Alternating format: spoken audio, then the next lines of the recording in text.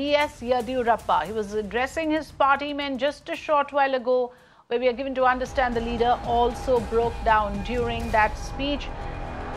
Let's in fact bring you those updates first. B.S. Yediyurappa now says, I will tender my resignation. B.S. Yediyurappa says, I'll have lunch and then go to the Raj Bhavan and tender my resignation.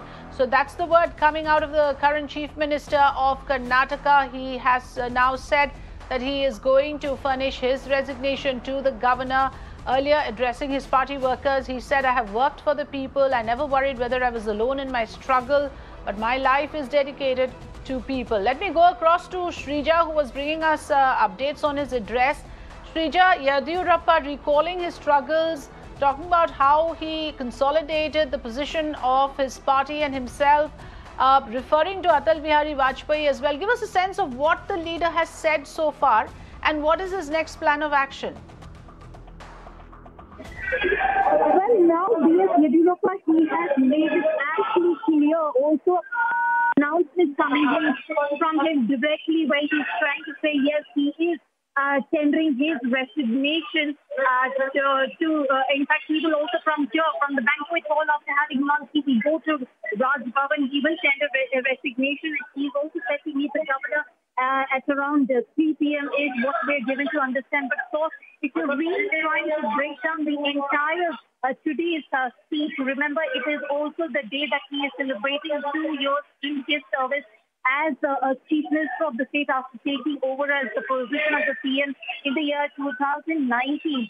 And yes, he's made that statement very clear, saying that he is going to tender his resignation. He's also, as far as his speech is concerned, remember he was also breaking down and his voice was wavering. So this was since the morning that we tried, in fact, to get we tried to get his reaction as well, whether he received a message from the BJP High Command to understand whether is this the last day of his in his office. He clearly refused to speak at 2 different occasions, even before his residence, Kaveri, and also at the same time at a war memorial where he was paying tribute to the martyrs. So clearly there was a sense of anxiousness on the way he was trying to react. So clearly there was something big expected, and that is now being made very clear in his statement, also the speech. He tried to recall his struggles over the last 40 years. Now, remember, he is not a politician with a family background, the dynasty politics that we're talking about, but he is a Mandal politician. He started from the grassroots level, and he also went on to state that he was alone in his struggle, of course, being very emotional throughout the entire speech. And finally, he said in the choked voice, saying that the reason why BJP is in power. Okay, Shrija, can you help us understand at the moment what Yediyurappa is saying? If you could translate for us in English, please, Shrija.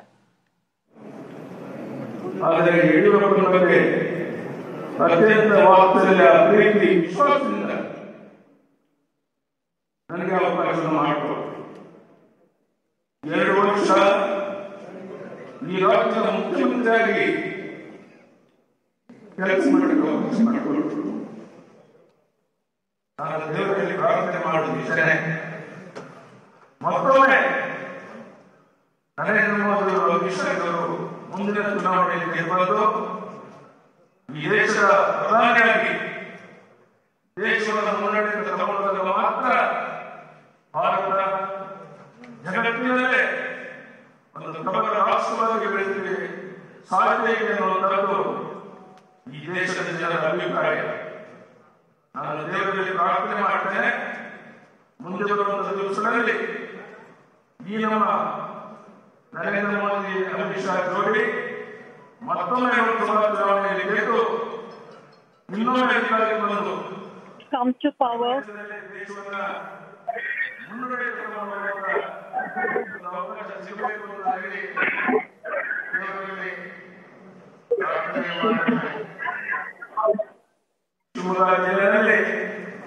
ಪ್ರಾರ್ಥನೆ ಮಾಡ್ತೇನೆ.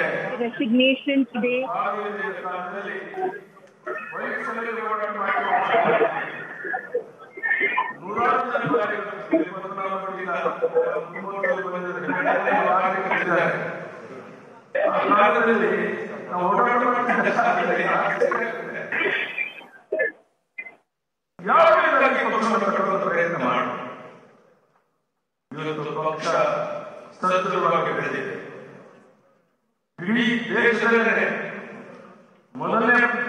ಏತರಕ್ಕೆ ಬೆಳೆದಿರುವಂತಹ ಪಕ್ಷ ಈಶ್ವರರು ಇಲ್ಲೇ ಕೂತಿದ್ದಾರೆ, ನಮ್ಮ ಅನೇಕ ಮುಖಂಡರು ಕೂತಿದ್ದಾರೆ.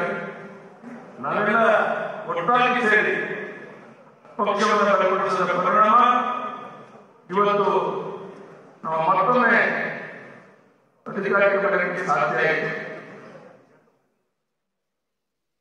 ಈಗಾಗಲೇ ನಾವೇನೇನು ಸಾಧನೆ ಮಾಡಿದ್ದೇವೆ ಅನ್ನೋದ್ರ ಬಗ್ಗೆ ಸವಿಸ್ತಾರವಾಗಿ ಮಾಹಿತಿಗಳನ್ನು ನೀಡಿದ್ದಾರೆ. ನಾನು ಮತ್ತೊಮ್ಮೆ ಪುನರಪಿ ಅದನ್ನೇ ಮಾತನಾಡಲಿಕ್ಕೆ ಇಷ್ಟಪಡುವುದಿಲ್ಲ. ಜನರ ಆಶೀರ್ವಾದದಿಂದ ಈ ಸಾಧನೆಯನ್ನು ಮಾಡಿದ್ದೇವೆ. I want to say that I have worked for people. I've never bothered whether my struggle was alone or not, but my life was dedicated to serve the people of Karnataka. He also went on to address, remember, rather than being a speech, which is basically talking about his achievements as a chief minister in the last 2 years, this was a farewell speech where he ended saying that he will tender his resignation after lunch. He will leave the banquet hall and then he'll go and meet the governor and tender his resignation. Of course, we could hear in his farewell speech that he was choking and he was really emotional.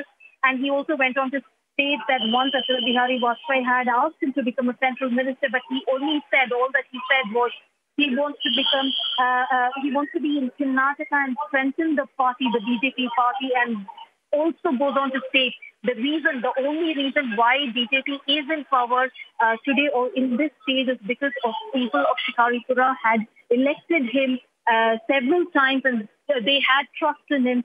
And that he ends his also speech by saying that Prime Minister Narendra Modi and Amit Shah also had an opinion by saying that after 75 years, nobody should hold a post, but however, they had given him ample opportunities. And he ends the farewell speech also by saying that BJP should come to power again, and then he will go to Raj Bhavan and send his resignation.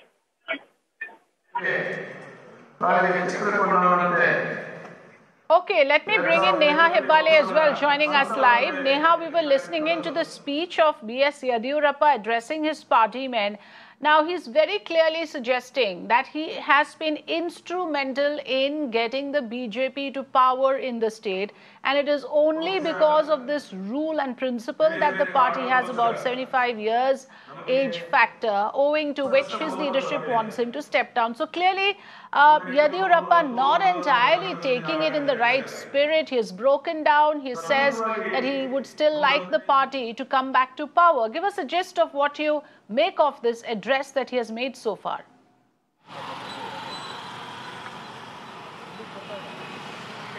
Well, that's right, Afrida. In fact, a very emotional speech coming in here from the Chief Minister. Let's remind you that, all these months there was speculation, and as rumors started to get a little stronger, we even saw the Chief Minister visiting Delhi, coming back, stating rather confidently that, there were no talks held on this matter. But now we're seeing him, having tendered his resignation. It is a big day for the state of Karnataka as well. Particularly, so you heard from the Chief Minister what he said about how it was because of the people of Shikaripura, and because the Prime Minister and the party high command confided and trusted him that, and right now also, Afrida, even as we are here right now at the Raj Bhavan, where the Chief Minister, the Governor's house, where the Chief Minister is expected to actually come down and tender his resignation, what we are, of course, seeing, like you rightly said, is that, the Chief Minister letting go of this chair with a lot of pain. Now, more importantly, Afrida, what we're actually seeing right now is that, the Chief Minister was someone who was monumental in managing to bring the BJP to power over here in the state of Karnataka and toppling the previous Congress-JDS government. Now, the challenge ahead of the party right now lies in bringing in a chief minister face who would be able to maneuver the party and take it forward even for the upcoming elections or the assembly elections that are going to be slated in the state in just about 2 years. So, yes, having said that, a rather emotional chief minister over here tendering his resignation today. But, this, of course, is far from over. He says that he's going to continue to work for the party and he's going to continue to strengthen the party over here and ensure that he works to bring the party, the BJP, back to power over here in the state of Karnataka. So now, Neha, can we confirm to our viewers that the decision is taken On the part of B.S. Yediyurappa, of course, there was no such announcement coming from the BJP central leadership. But B.S. Yediyurappa had also earlier made it clear that if there is no such intimation coming to him, he will take a call.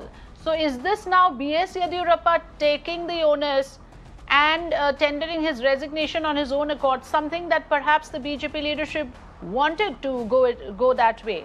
Shrija is with us. I'll come back to you, Neha. Shrija, tell us what exactly has the CM said so far in his address. Yes, what cannot actually be ignored, the fact is, rather than commending about the kind of work that he has carried out in the last 2 years from 2019 onwards, there was no talk about much of his achievement. Actually, what are the kind of developmental work? That is usually what he does as in every anniversary or every year of celebration when he completes in his office. But this year, it was quite different because where he went, it was a farewell speech rather. We could see that his voice was wavering. He was very emotional. And also he choked at the most by saying that he brought the BJP to power, which means he's indicating and telling the people that he is the one who was instrumental in bringing the party to power, and also thanks especially his hometown, especially the people, his constituency, Shikaripura constituency, that they were responsible for him, in fact, to come to power. And then he goes on to state that he fought his battles alone. He also, what is important from this entire farewell speech where he said, this entire 2 years, it's just not been without it has been a roller coaster political career in the last 2 years, from facing dissidents within the party members to also facing allegations as far as involving his youngest son, D.Y. Vijayendra, as acting as a de facto CM. So these were the allegations actually which came up, and also more importantly, where his son, D.Y. Vijayendra, was involving himself in a lot of administrative decisions and involved in corruption.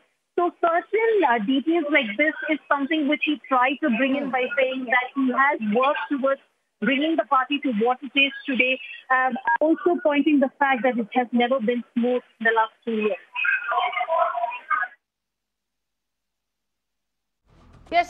Yes. Shrija, it seems very clear. Kingshuk Nag, senior journalist, also with us on the phone line. Kingshuk Nag, good afternoon. The big question here is that even though Yediyurappa seems to be tendering his resignation on his own accord, it is very clear that he's been cornered and compelled to do so. And the central leadership perhaps wanted it this way, that the announcement and the decision should come from Yediyurappa. But in this farewell speech, he's making it very clear that a rule has been imposed on him and he was practically given no choice. Is that the message you get from B.S. Yediyurappa's address? I think Yediyurappa knows that he is the person who actually built up the party there, which is a Lingayat party, and therefore he knows that he was instrumental in the party being what it is today. And when he had gone out of the party in 2010-11 also, BJP was in a bad shape, and the BJP came back in a better shape only after he came back. So he knows that he is able to corner the Lingayat votes, and he has got the Lingayat mutts behind him. But the central government central party leadership wants to impose its rule, which is that nobody over the age of 75 should be holding a public position. In that way, yes, but they have not built up alternate Lingayat leadership. Of course, only 10 days ago, when Mr. Modi expanded his government in Delhi, Shailaja Karanlalje, who was very close to Yediyurappa, was accommodated in the central cabinet, and his two sons are also wanting to become the chief minister. So I think what will happen is that Yediyurappa might resign and go away. Resign but not go away. He'll resign and then there'll be some other chief minister, but he will try to pull the strings from behind. So it's not going to be it's not a clean exit. He's very much an important chap in the BJP. And BJP does not have that sort of hold that it has in northern states in Karnataka. So therefore, he's an important figure. He continues to be an important figure. And I think Prahlad Joshi's name is coming around, who's the central minister. Yes, absolutely. Going to replace him, but then Yes. I don't know what sort of replacement he'll be. So basically, I'm saying Yediyurappa resigning. Right.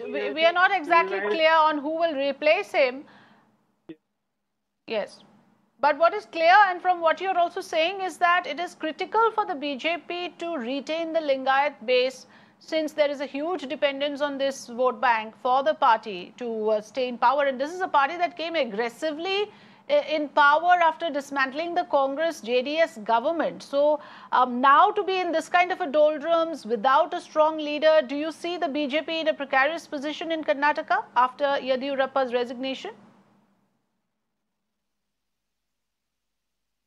Okay, Shrija is with us with live inputs. I've been told to go across to Shrija now to get what is happening there on ground. Shrija?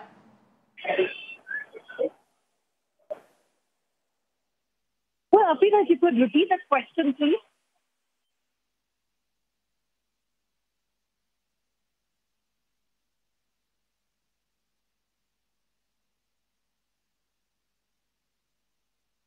Shrija, please go ahead and tell us what has happened so far for the sake of viewers who've joined us.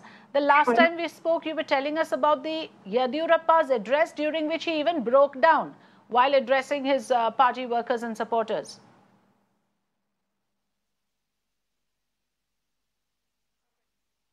Well, remember for the last 1 week or so, a lot of his own loyalists and close people working with him did confirm the fact by saying that his change, his removal or dislodging from the post was inevitable. And that's exactly what happened today, because on Sunday we saw a flurry of activities taking place, cheers coming from across the state of, basically from across the state, attending the convention.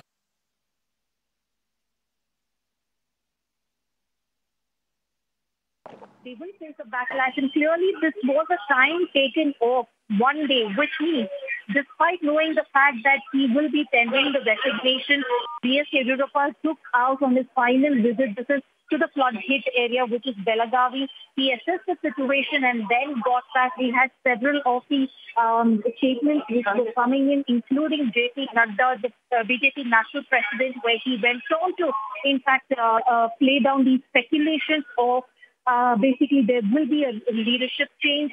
And these were the kind of contradictory statements that were coming despite B.S. Yediyurappa himself, where a couple of days ago where he himself told that there won't be a leadership change, where he stormed soon after meeting Prime Minister Narendra Modi, where it changed to saying that yes, he will abide by party high command, which means the decision was of course taken probably when he had reached Delhi. He met the Prime Minister Narendra Modi, the high command discussions. After several rounds of discussions, looks like he took some more time, and that is one of the reasons what we also understand from the political analysts. They say that it's been quite some time, that is since last Thursday, B.Y. Vijayendra, he's still in Delhi. This is basically to try and convince the BJP Central High Command, since that is really not possible. The message has reached B.S. Yediyurappa. So as on today, what we understand, yes, this was not really a speech where he wanted to talk about the kind of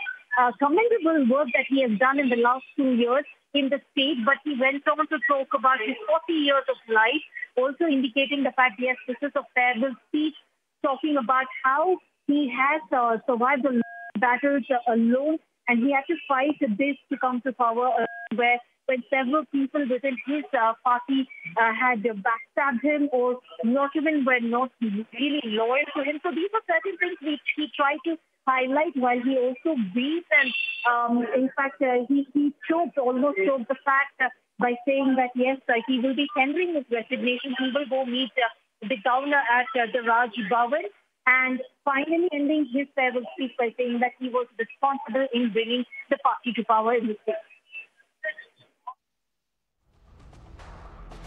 Yes, so important message there that B.S. Yediyurappa has sent out. Let me go across to Mirna Managing Editor Vinay Tiwari joining us. Vinay, B.S. Yediyurappa says, yes, there is a rule in place and I will honor that, but he has minced no words in reiterating that he's been instrumental in consolidating the party in Karnataka. Yes, and which is actually factually true as well. But Afrida, if you track the political career of Yediyurappa, you will notice that he's probably one of the wiliest and canniest politicians that you have, and the BJP leadership knows that as well. How many leaders in BJP can you think of who've actually left the party, formed a rival unit, and then come back and become its state unit and ultimately the chief minister? I mean, remember when he had to resign over a corruption charge in 2011 when he was, indicted by the state Lokayuk over the Bellari, brothers' allegations. He had to resign, and he didn't take that very kindly. He exited the party, formed his own unit, stayed a state leader with a different party for about 2 years or so before he came back to the BJP. He's canny because he knows that he commands almost 100% loyalty in terms of the backing he gets from the Lingayat community. The Lingayat community is a very influential and possibly a decisive factor in Karnataka elections, aside of the Voka Ligas, for instance. And that's one reason why, if you see, it's very obvious. You asked that question earlier to King Shuk about the fact that even though he's resigning on his own, the fact is his hand was forced and he was made to resign by the party high command. But what he has done is that he has made BJP know very well that even if he resigns, he is a political factor that cannot be ignored. And remember that in politics, once a person is made to relinquish an important post, there is always a danger or a worry of him or her getting sidelined and becoming marginalized or virtually irrelevant in that state politics. What Mr. Yediyurappa has done is to tell the party high command that while I will honor your pressure of moving out and relinquishing the post, I am not politically irrelevant. I still command that following, and you cannot win the election without my support or without my say in what will happen in the next 1.5 years when the state goes to polls. So in that sense, very canny, very wily, Yediyurappa still playing his cards as effectively as he was possibly 20 years ago, Afrida. Yes, Vinay, and what do you see going forward for Yediyurappa? Because we are hearing the word Margdarshak now, that is the position or that is the elevation, so to speak, which some BJP leaders are saying he will now be one of the Margdarshaks, and then of course who will replace him, because the perception is that the party has failed to groom anyone as an alternative so far. So what are the options for the BJP? These are two separate but important questions, Afrida. If I answer first your question, what next? Yediyurappa, leaders who pass a particular age are then relegated to the so-called Margdarshak Mandal, which pretty much is a political hibernation area. I mean, you really make you cease to be relevant once you're a Margdarshak in that party, as we've seen with some of the central leaders when Mr. Modi came to power in Delhi. But then, Yediyurappa is a different cup of tea, and he's a mandal. And that is why he has ensured that in the last period of the fears of the Lingayat community, and he is sending a message that I will not be relegated to a complete situation of being irrelevant. So his role and say will now be critical in the way party manages the faction. On your second question, he is facing a very unusual, dilemma over identity politics. They have three problems, and in all these problems, they're caught between a rock and a hard place. If they choose a Lingayat leader to replace Mr. Yediyurappa in a bit not upset that it pretty much means that Mr. Yediyurappa's stranglehold over the reins of governance will continue. The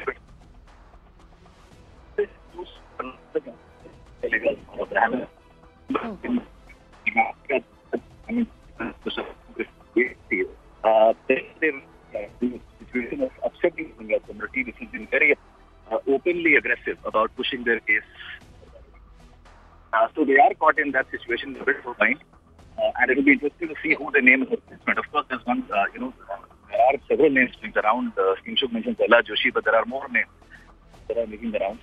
I think for the party, the challenge for the party is exactly the challenge of Congress to ensure ahead of the elections all the factions actually work together and not exactly across Afrida.